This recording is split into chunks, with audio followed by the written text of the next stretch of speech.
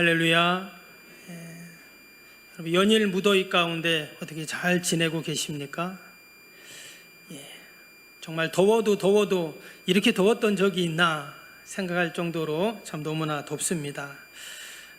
오늘은 안개가 껴서 그래도 좀 덜한 것 같은데요. 일기예보를 보니까 이번 한 주간도 또 연일 30도 이상 된다고 그렇게 되어 있더라고요.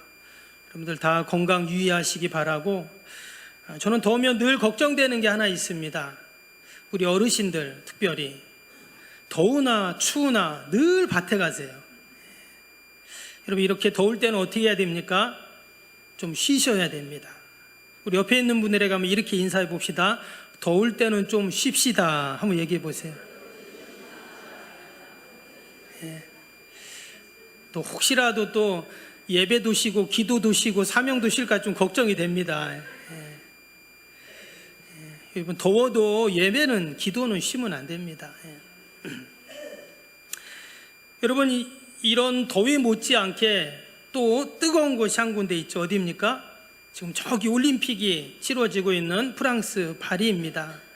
제가 오늘 뉴스를 보니까 우리나라가 종합 6위더라고요. 금메달 몇 개예요? 9개입니다. 9개.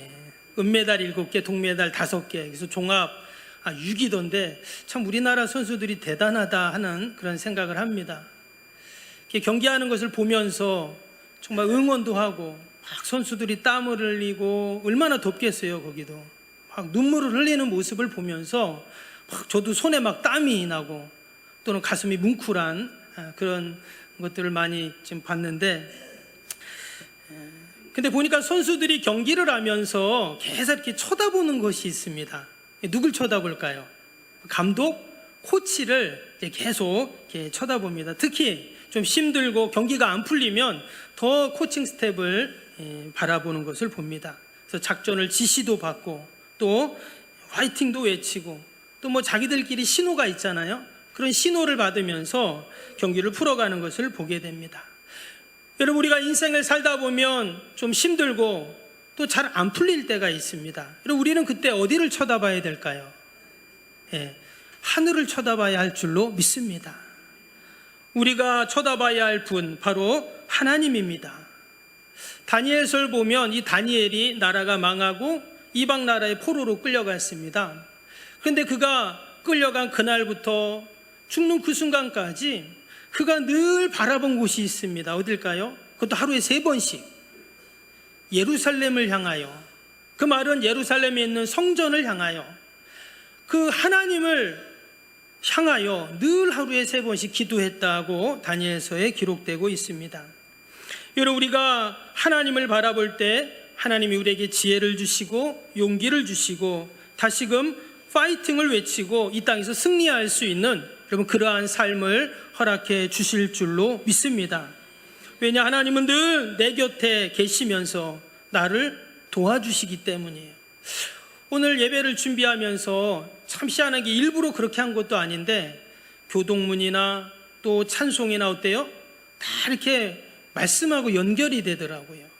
늘 곁에 계셔 마치 친구처럼 나를 도와주시는 분이 바로 하나님이신 줄로 믿습니다. 그래서 성령님을 보혜사라고 하죠. 원어를 보면 파라클레토스입니다. 그 뜻이 뭐냐면 옆에서 나를 도와주는 분, 이 뜻이에요. 보혜사도 같은 뜻입니다. 늘 내 곁에서 나를 도와주고 계신 그 하나님, 마치 그 올림픽 선수들이 힘들 때 코치와 감독을 바라보면서 격려받고 위로받고 또 파이팅을 외쳐서 승리할 수 있는 것처럼 성령님께서 늘 우리를 지지해 주시고 또한 도와주고 계신 줄로 믿습니다. 그런 의미에서 오늘 은혜 시리즈 3번째 시간인데요, 나를 도와주시는 하나님이라는 제목으로 함께 말씀을 나누겠습니다. 우리는 살아가면서 늘 누군가의 도움을 받아야 합니다. 어린아이가 태어나면 누가 도와줘야 됩니까? 엄마 아빠가 도와줘야 되잖아요. 여러분, 그 아기가 태어나서 최소 1년은 돼야 그때 일어서서 아장아장 걷잖아요. 근데 여러분, 송아지는 어떻습니까? 뭐 사람하고 송아지하고 비교하는 게 좀 그렇긴 하지만 여러분, 송아지는 태어나면 엄마가 막 그 어미소가 핥아주잖아요. 그러면 30분만 지나면 걷습니다. 그리고 또 한 하루만 지나면 막 뛰어다녀요. 하나님이 그렇게 만드셨어요. 왜 그럴까요? 맹수들이 오면 빨리 도망가야 되잖아요. 그래서 이렇게 만드신 거예요. 근데요, 하나님께서 늘 우리는 사람은 누군가의 도움을 받아야 한다라는 것입니다. 여러분, 학교에 가면 누구의 도움을 받습니까? 선생님 도움을 받고 친구들 도움을 받아야 되잖아요. 직장생활, 사회생활도 마찬가지입니다. 나 혼자 할 수 없어요. 선배의 도움을 받고 또 직장 상사의 도움을 받아야 잘 생활을 할 수가 있습니다. 결혼하면 부부가 서로 도와줘야 되잖아요. 이제 나중에 연세가 드시고 우리 어르신들은 어떻습니까? 자녀가 도와주든 아니면 요양보호사 선생님이 도와주든 옆에서 부축해주고 도와줘야 우리는 살 수가 있다라는 것입니다. 이처럼 우리는 태어나면서 죽는 그 순간까지 누군가의 도움이 없이는 한시도 살 수 없어요. 이것이 바로 우리 인생들의 실존입니다. 근데 오늘 말씀 보니까 히브리서 13장 6절의 말씀을 보면 누군가의 도움이 절실히 필요한 우리들에게, 그리고 한시도 다른 사람의 도움이 없으면 살 수 없는 우리 인생들에게 너무나 위로가 되는 말씀이에요. 6절을 다시 한번 봅니다. 그러므로 우리가 담대히 말하되 주는 나를 돕는 이시니 내가 무서워하지 아니하겠노라. 사람이 내게 어찌하리요. 아멘. 여기 보니까 뭐라고 말씀했습니까? 주는 나를 돕는 이시다 그랬어요. 그리고 주님이 나를 도와주시는 줄로 믿습니다. 아멘. 이 히브리서는요, 고난받고 핍박받는 당시 초대교회 성도들을 향해 쓴 서신으로 알려지고 있습니다. 이 히브리서 기자가 그 힘들어하는 고난받는 성도들을 향해서 위로하고 격려하고 그런 내용이에요. 하나님이 하시는 말씀이죠. 근데 여기 보니까 뭐라고 했어요? 이제 고난이 무섭지 않고 두렵지 않다는 거예요. 그 이유가 뭘까요? 내가 믿고 의지하는 그 주님이 나를 도와주시기 때문이다. 여러분, 성경을 읽어보면 성부 하나님이 늘 나를 도와주시고, 성자 하나님 예수님이 늘 나를 도와주시고, 또 성령 하나님이 늘 나를 도와주신다는 말로 가득합니다. 몇 군데만 한번 찾아볼까요? 시편 46편 보면 하나님은 우리의 피난처시여 힘이시니 환난 중에 만날 큰 도움이시다. 54편 4절을 보면 하나님은 나를 돕는 이시며, 시편 121편에도 보면 내가 산을 향하여 눈을 들리라. 나의 도움이 어디 있을까? 나의 도움은 천지를 지으신 여호와께. 이사야 41장 10절에도 보니까 두려워 말라. 내가 너와 함께함이라. 놀라지 말라. 내가 내 하나님이 됨이라. 내가 너를 굳세게 하리라. 참으로 너를 도와주리라 그랬어요. 이사야 41장 13절에는 이는 나 하나님 너의 하나님이니 내 오른손을 붙들고 내게 이르기를 두려워하지 말라. 내가 너를 도우리라. 아멘.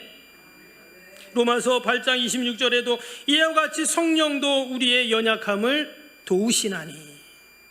히브리서 2장 18절에도 그가 시험을 받아 고난을 당하셨던즉 시험 받는 자들을 등이 도우실 수 있느니라. 시편 115편 9절 10절 11절 보니까 이스라엘아 여호와를 의지하라. 그는 너희의 도움이시오 너희의 방패시라. 아론의 집이여 여호와를 의지하라. 그는 너희의 도움이시오 너희의 방패시니라. 17절에 여호와를 경외하는 자들아 너희는 여호와를 의지하라. 그는 너희의 도움이시오 너희의 방패시로다. 여기 중에서 너희에다가 자기 이름을 한번 넣어서 한번 같이 한번 읽어보겠어요. 너희에다 자기 이름을 넣으면 됩니다. 같이 읽어봐. 시작. 여호와를 경외하는 자들아 보준이는 여호와를 의지하여라. 그는 보준이의 도움이시오 보준이의 방패시로다. 아멘. 아마 이 시간, 예배 시간 하나님이 나를 도우신다는 그 말씀을 아마 성경에서 찾아보면 직접적이건 간접적이건 다 찾을 수가 없을 겁니다. 마치 하나님께서는 계속 내가 너를 도와줄게, 내가 너를 도와줄게, 내가 너를 도와줄게, 내가 널 도와주겠다니까. 마치 이렇게 우리에게 계속 말씀하고 계신 거예요. 근데 나는 귀를 딱 닫고 그냥 나 혼자 할래요. 이렇게 말한다면, 이렇게 생각한다면 하나님이 얼마나 마음이 아프겠어요. 끝도 없이 계속 도와줄게 이렇게 지금 주님이 우리에게 말씀하신다. 그러면 여러분, 나를 도와주신다고 하신 하나님이 어떤 분이실까요? 여러분, 내가 지금 어려움이 있는데 옆에 동네 사람 아저씨가 지나가면서 나를 도와줘요. 너무 고맙죠. 그런데 동네 아저씨가 나를 도와주는 거와 온 우주 만물을 만드시고 그 권능과 능력과 힘과 지혜가 이루 헤아릴 수 없는 그 하나님이 나를 도와주시는 거와는 차원이 다르죠. 오늘 히브리서 13장은 히브리서 마지막 장입니다. 마치 히브리서의 결론 같은 그러한 장이에요. 말씀드린 것처럼 당시 초대교회 고난받고 어려움 가운데, 고통 가운데 있던 성도들에게 쓴 서신입니다. 그래서 제목이, 책 이름이 뭐예요? 히브리서죠. 히브리인들, 유대인들, 우리로 치면 바로 예수님 믿는, 하나님 믿는 성도들에게 쓴 그러한 서신입니다. 1장부터 계속 이야기하는 것이 있어요. 이게 뭐냐? 핍박을 이기는 법, 고난을 이기는 법을 계속 이야기해요. 어떻게 이 힘들고 어려운 이 시간들, 이 일들을 내가 어떻게 하면 이기고 극복할 수 있을까? 근데 결론이 뭔지 아세요? 예수님을 알라는 거예요. 하나님이 하시는 일을 알라는 거예요. 그게 결론입니다. 예수님을 바로 알면 예수님을 바로 믿게 되고, 그것이 결국 바른 신앙과 연결되고 믿음의 근거가 되기 때문이라는 거예요. 그래서 히브리서는 1장에서부터 마지막 장까지 계속 하는 말이 뭐냐면, 예수님이 누구시냐, 예수님이 누구시냐 얘기해요. 예수님은 모든 피조물보다 우월하신 분, 예수님은 영계의 최고로 가는 천사보다 더 우월하신 분, 예수님은 이스라엘 백성들이 최고로 여기는 모세보다도 우월하신 분, 또 예수님은 하나님과 우리 인간 사이에 그 중보자가 되신 영원한 대제사장이 되시고, 또 예수님은 우리의 모든 죄와 허물과 더러움과 추함을 다 십자가에 짊어지시고 다 사해 주신 하나님의 어린 양. 또 12장에 보면 또 나를 위해서, 나를 온전하게 하기 위해서 때로는 뭘 주시냐? 징계를 주세요. 때로는 우리에게 연단을 하신다는 거예요. 그래서 예수님이 누군지 모르면 어떤 오해를 하게 되냐면, 아니 예수님 왜 이러세요? 아니 왜 나에게 이런 고난 주세요? 왜 나를 징계하세요? 나를 미워하세요? 이렇게 오해를 할 수 있다라는 것입니다. 12장 5절 6절에 보니까 이런 말씀이 나와요. 한번 12장 볼까요? 또 아들들에게 권하는 것 같이 너에게 권면하신 말씀도 잊었도다. 일러스되 내 아들아, 주의 징계하심을 경히 여기지 말며 그에게 꾸지람 받을 때 낙심하지 말라. 주께서 어떤 자에게요? 사랑하는 자에게, 사랑하는 자를 징계하시고 그가 받아들이는 아들마다 채찍질 하심이라 하였으니, 하나님이 우리를 사랑하시기 때문에 때로는 징계하시고 채찍질 하신다는 거예요. 여러분, 우리가 자녀들 사랑하죠? 자녀들 사랑하니까 어떻게 합니까? 자녀들 사랑하니까, 아 엄마 나 사탕 먹고 싶어, 사탕 사줘, 사탕 줘 말합니다, 애기들이. 그럼 엄마는 아이를 너무나 사랑하니까 사탕을 줍니다. 근데 좀 있다가 엄마 너무나 달콤하고 맛있으니까 또 사탕 줘 그래. 그럼 또 줍니다. 좀 있으니까 엄마 봉지에 다 줘, 또 줍니다. 그럼 애는 어떻게 될까요? 이빨 다 빠지죠. 지한이가 그랬니? 엄마 쳐다보네.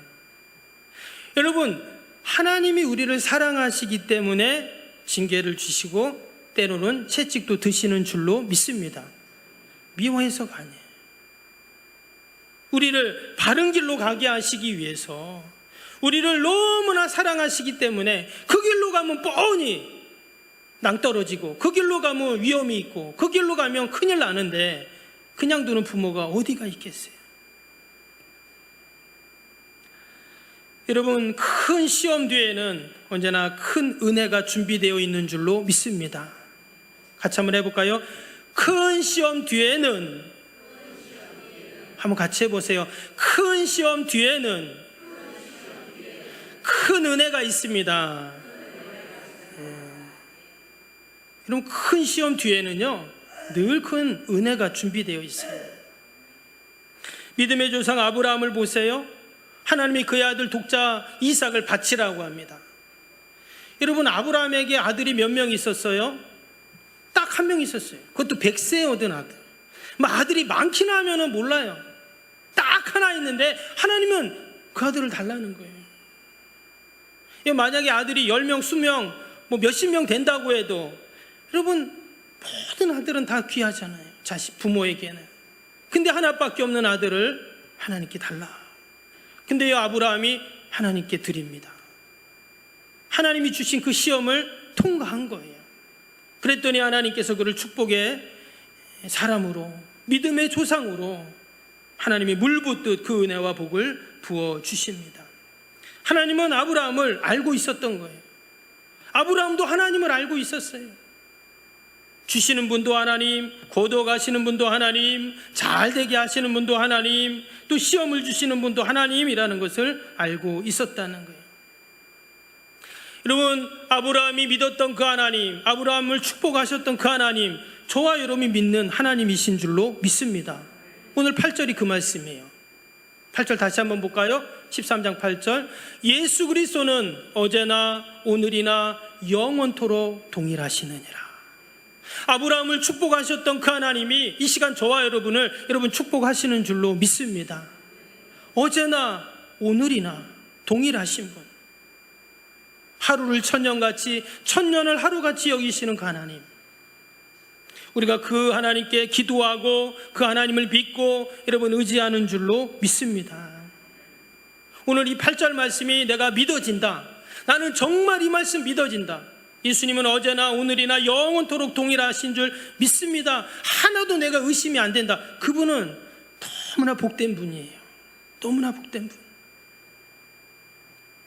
2000년 전 이 땅에 초림하셔서 수많은 기적을 행하시고 하늘의 진리를 가르쳐 주시고 나를 위해 십자가에 죽으심으로 그 구원의 은총을 베풀어 주신 그 주님이 이제는 성령 하나님으로 이 시간 저와 여러분 가운데 지금 이 시간 오늘 우리와 함께 하시고 또 장차 오실 재림주로 그 동일한 능력과 그 동일한 은혜와 축복으로 여러분 저와 여러분들과 함께 하실 줄로 믿습니다.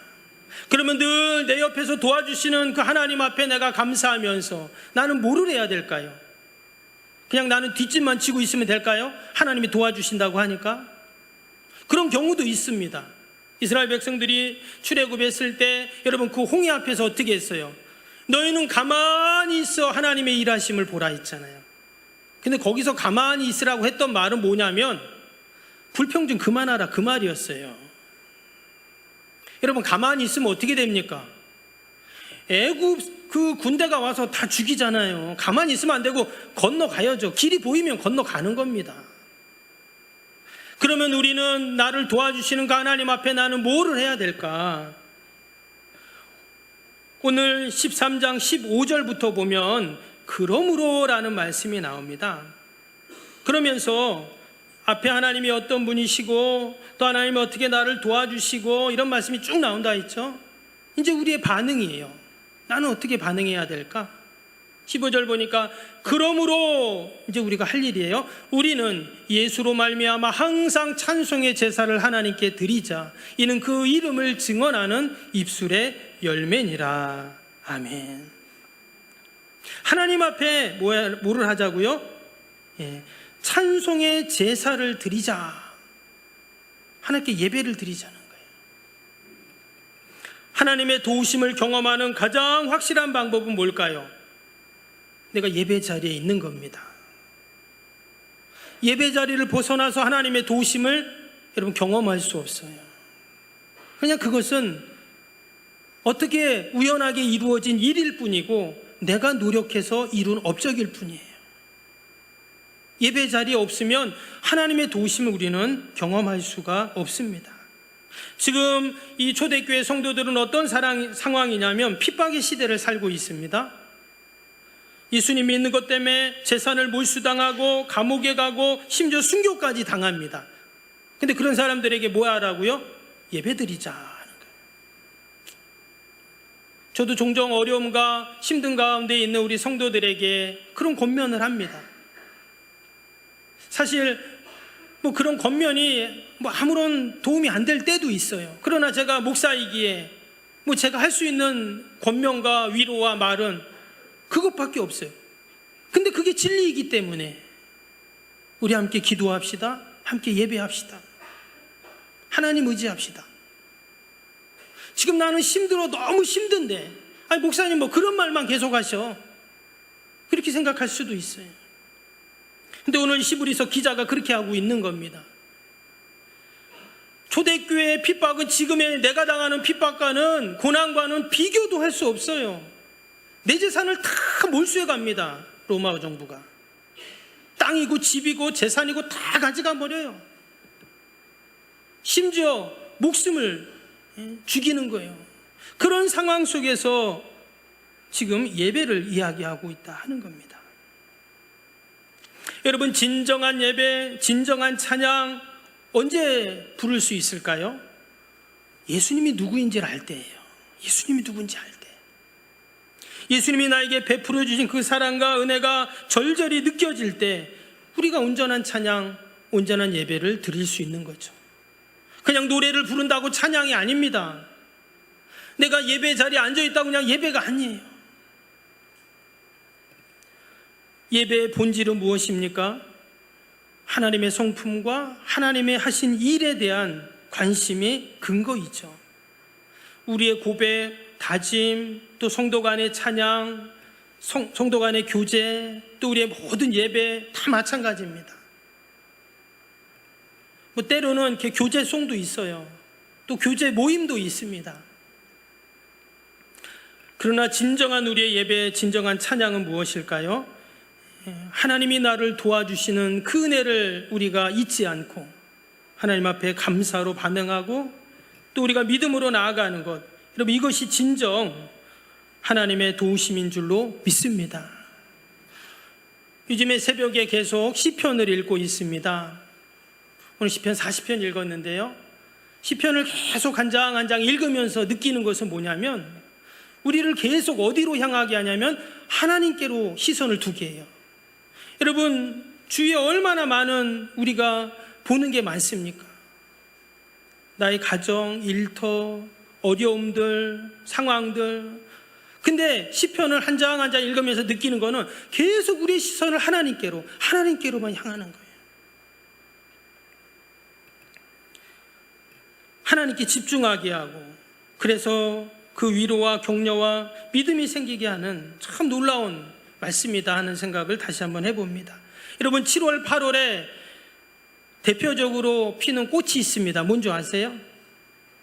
해바라기입니다. 제가 새벽에도 그런 말씀 잠깐 드렸는데, 여러분 왜 해바라기 이름이 해바라기인 줄 아세요? 해바라기, 해를 바라니까, 해를 바라보니까 이름이 해바라기예요. 참 희한해요. 이 해바라기가요, 근데 여기는 주변에 해바라기가 없더라고요. 새성전 지으면 한쪽에다 해바라기를 쫙 심으려고 그래요. 여러분, 해바라기를 보면 참 희한한 게, 이게 해가 안 뜨거나 저녁 때가 되고 밤이 되면 고개를 이렇게 숙입니다. 근데 해만 뜨면요, 고개를 딱 들어요. 그리고는 해가 움직이는 쪽으로요, 이 해바라기가 계속 이렇게 돕니다. 실제로 그래요. 그래서 이름이 해바라기예요. 해를 계속 바라봅니다. 그러니까 여러분, 해바라기 씨가 왜 맛있는 줄 아세요? 계속 햇빛을 받으니까 그래서 맛있는 거예요. 여러분, 해바라기처럼 저와 여러분이 늘 주바라기, 또 하나님 바라기가 되시기를 주님의 이름으로 축복합니다. 또 한 가지, 어제나 오늘이나 내일이나 한결같이 나를 도와주시는 그 하나님을 믿는 우리들은 우리가 하나님 앞에 기도해야 한다는 거예요. 오늘 18절 말씀 보겠습니다. 18절에 보니까 우리를 위하여 기도하라. 우리가 모든 일에 선하게 행하려 함으로 우리에게 선한 양심이 있는 줄을 확신하노니. 지금 이 히브리서 기자가 성도들에게 뭐라고요? 우리를 위해 기도해 줘라 이렇게 고백을 하고 있어요. 많은 학자들은 이 시브리서 기자를 바울이라고 말을 합니다. 그래서 바울이 많은 선교 여행을 다니고 그러잖아요. 그래서 우리를 위해 기도해 줘라 이렇게 말하기도 합니다. 근데 여러분, 지금 이 편지를 읽는 사람들이 어떤 상황이에요? 참 힘들고 어렵다 했잖아요. 고난받고 있다 했잖아요. 근데 그들을 향해서 도리어 내가 기도해 줄게 그 말보다 도리어 기도를 해달라는 거예요. 그러면서 우리가 모든 일에 선을 행할 수 있도록 기도를 해 주십시오 그랬어요. 아마 당시에 선을 행할 때 너무나 힘들고 어려웠던 거죠. 그러니까 선을 잘 행할 수 있도록 기도를 부탁합니다. 근데 여러분, 우리가 어떻게 하나님의 도우심을 경험하고 또 느끼고 깨닫게 되냐면, 여러분, 기도할 때예요.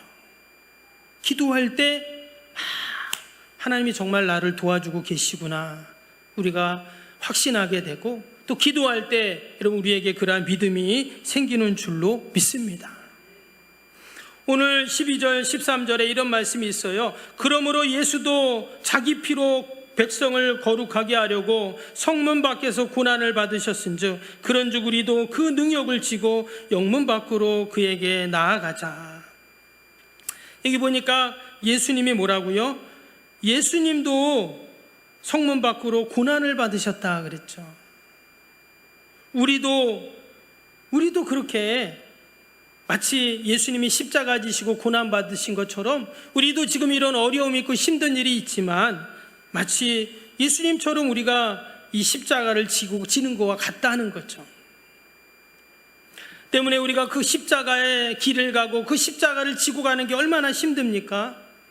때문에 누구의 도움을 받아야 돼요? 하나님의 도움을 받아야 돼요.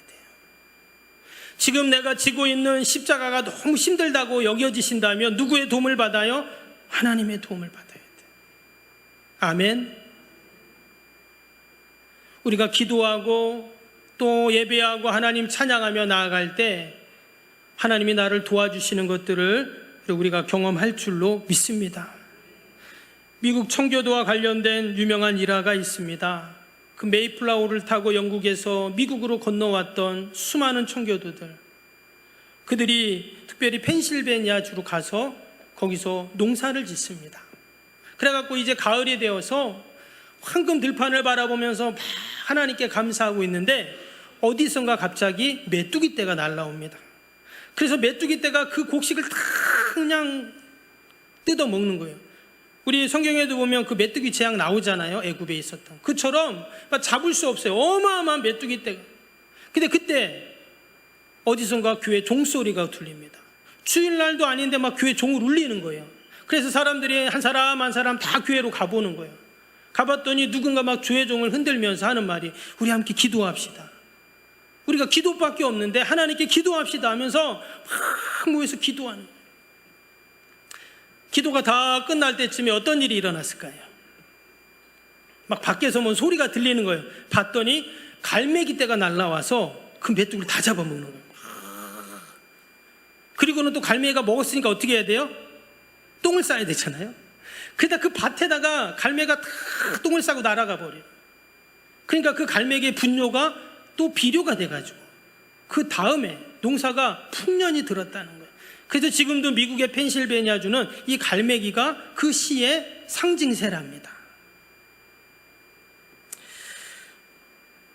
여러분, 하나님께서 우리가 기도할 때 반드시 응답해 주시는 줄로 믿습니다. 사람들은 그 갈매기를 보면서 하나님의 도우심을 기념하고 기억하는 거죠.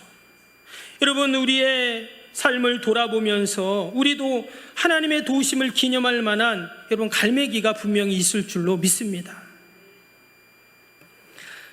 여러분, D.L. 무디 너무나 잘 아시죠? 무디 선생님, 그 영국의 고아의 아버지라고 말하고 5만 번 기도했는데 5만 번 응답받았다고 하시는 분, 그분이 일평생 성경을 200번 통독했다고 합니다. 매일같이 하루에 1시간씩 기도하고, 그가 무려 10,000명이나 되는 고아들을 먹이고 살렸던 그분이 한 번도 사람에게 후원을 받은 적이 없대요. 하나님께만 기도하고 말씀 붙잡고 나아가니까 하나님이 일평생 후원을 해주시는데 우리 돈으로 30억, 당시에는 지금으로 치면 30조가 되는 돈이래요. 그런 어마어마한 후원을 받으면서 수많은 고아원과 학교를 지었던 분이 D.L. 무디입니다. 근데 그분 자서전에 보면 아주 유명한 일화가 있습니다. 하루는 그 고아원 직원이 와가지고 목사님, 내일 먹을 게 아무것도 없습니다. 그렇게 말한 거예요. 400명이나 되는 그 고아원의 식구들이 내일 아침 먹을 게 없는 거예요. 근데 아침이 되었는데 정말 아무것도 먹을 게 없어. 근데 사람들을 다 식당으로 불러 모읍니다. 그리고 빈 접시를 다 넣고 포크를 갖다 놓고 우리 함께 하나님께 감사 기도합시다. 기도하는 거예요. 근데 하나님, 오늘도 일용할 양식을 주시니 감사합니다. 근데 앞에는 아무것도 없어요. 근데 기도가 다 끝날 때쯤에 또 어떤 일이 일어나요? 보면은 늘 기도가 끝날 때쯤에 역사가 일어나요. 기도가 끝날 쯤에 어떤 일이 일어났을까요? 막 밖에서 막 폭우가 쏟아지고 있어요. 근데 보니까 막 마차가 한 대가 왔어요. 왜냐 봤더니 인근의 공장에서 야외를 하려고 했는데 막 폭우가 쏟아지는 바람에 야외가 취소가 돼버린 거예요. 그래서 빵집에서 그 빵하고 우유하고 전부 고아원 생각이 나서 가져왔다는 거예요. 할렐루야. 남의 일이라고 별로. 할렐루야. 하나님께 감사 기도하니까 그런 일이 일어나. 한 번은 또 빵 공장에 불이 났답니다. 그러니까 빵을 저장해 놓을 데가 없잖아요. 전부 고아원에 가져왔대. 한 번은 또 어떤 마차가 지나가다가 고아원 앞에서 마차 바퀴가 빠졌어요. 보니까 우유를 가득 실은 마차야. 고아원에 전부 우유를 주고. 여러분, 이게 우연일까요? 5만 번 기도했는데 5만 번 응답받았다. 여러분, 5만 번 우연이 있어요? 아닙니다. 기도하니까 하나님의 도우심을 경험하는 거예요. 우리가 지금 너무나 덥잖아요. 더우니까 계속 짜증도 나고 일할 힘도 안 생기고 힘들죠. 그러나 우리가 이 무더위 가운데 이 시간을 우리가 기도의 시간으로 삼고 하나님의 도우심을 경험하는 축복의 시간으로 삼기를 축복합니다. 한 주간도 하나님의 도우심을 경험하는 저와 여러분이 되시길 주님의 이름으로 축복합니다.